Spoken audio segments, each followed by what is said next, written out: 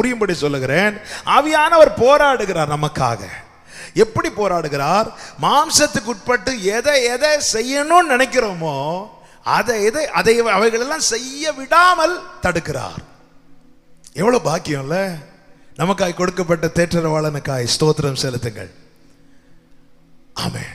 மாம்சம் எப்படி போராடுகிறது? ஆவிக்குட்பட்டு எதை எதை செய்யணும்னு நினைக்கிறோமோ அதை செய்ய விடாதபடிக்கு போராடுகிறது. இப்ப அடுத்த கேள்வி, ஓகே, இது ரெண்டு மாறி மாறி போராடுறதுல எது ஜெயிக்கும்? ஆவி ஜெயிக்குமா மாம்சம் ஜெயிக்குமா? காமனா எல்லாரும் சொல்லுவோம் ஆவிதான் ஜெயிக்கும். உண்மைதான். ஆனா நம்முடைய வாழ்க்கையில எது ஜெயிக்கும்? எது ஜெயித்து கொண்டிருக்கிறது?